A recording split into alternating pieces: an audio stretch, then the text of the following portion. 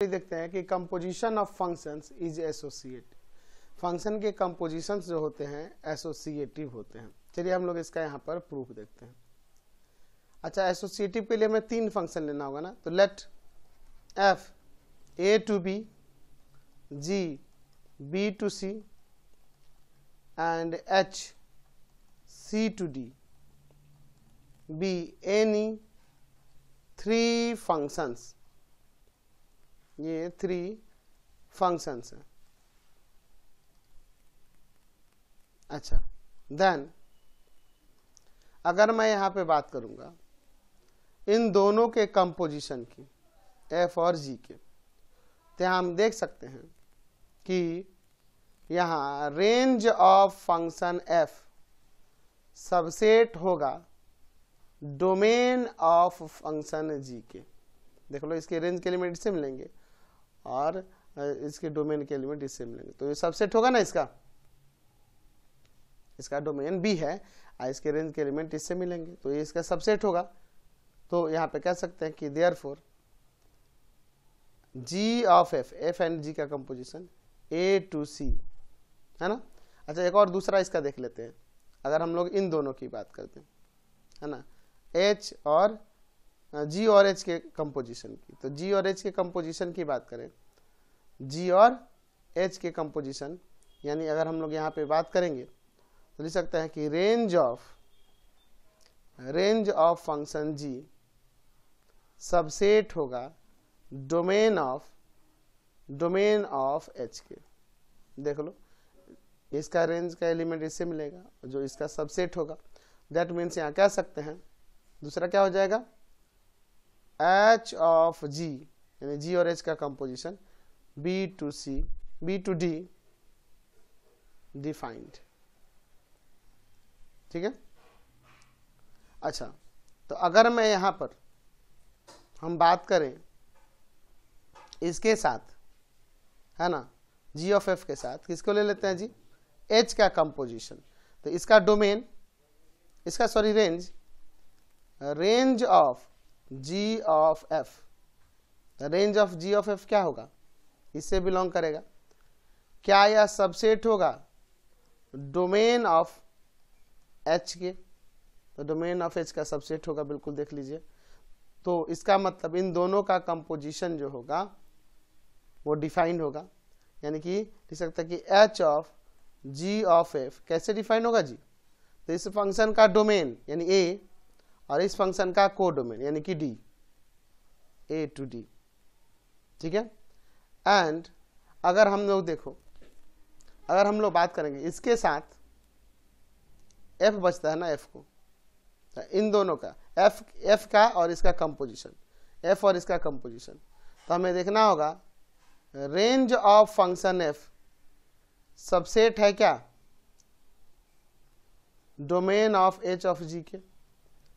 तो देखिए, इसके रेंज के एलिमेंट इससे मिलेंगे, है ना, इसके डोमेन के एलिमेंट ये रहा, ये डोमेन ये रहा, तो ये इसका सबसेट नहीं हो जाएगा। तो इसका मतलब क्या हो जाएगा, लिख सकते हैं कि H of ji of F, F and G of H of G का कंपोजिशन कैसे डिफाइन होगा, तो इस एफ का डोमेन ए और एच ऑफ जी का को डोमेन डी, है ना जी, बी डिफाइंड। तो देखिए, तो ये दोनों फंक्शन के लिए डोमेन सेम हो गया और को डोमेन भी सेम हो गया। तो अगर किसी दो फंक्शन इक्वल कब होते हैं, जब उनके डोमेन सेम हो और उन डोमेन पे इनके वैल्यू सेम हो।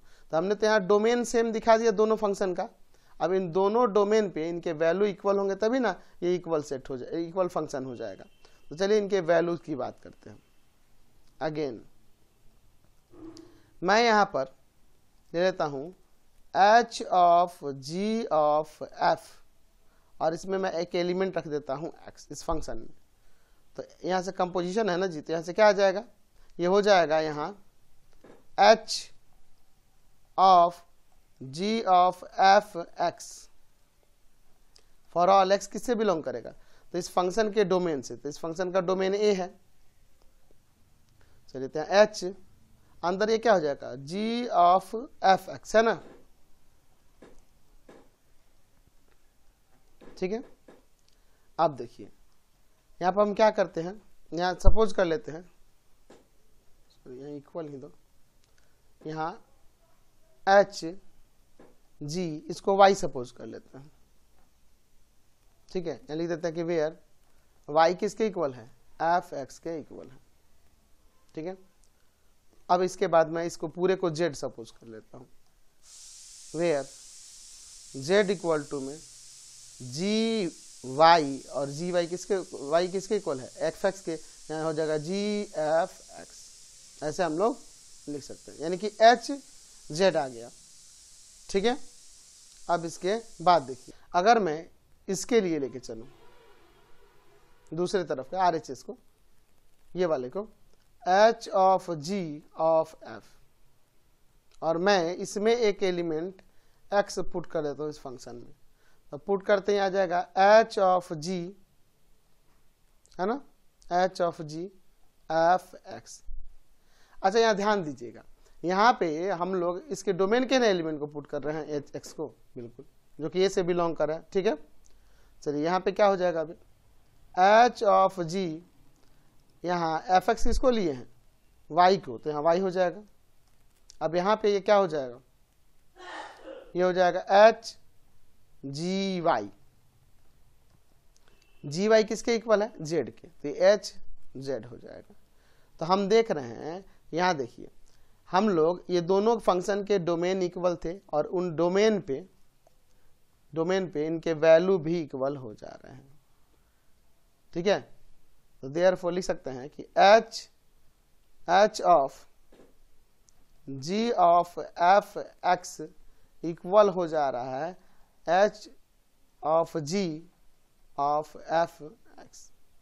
तो मैं देख रहा हूं कि इन दोनों फंक्शन के डोमेन इक्वल है, और उन डोमेन पे इनके वैल्यू भी इक्वल आ जा रहे हैं।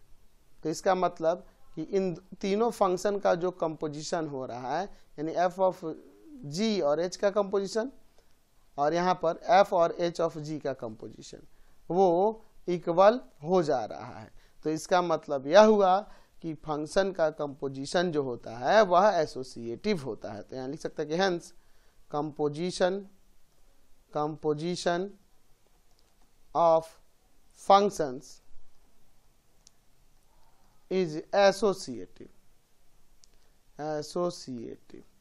समझ गए, हमने यहाँ पे दिखा दिया।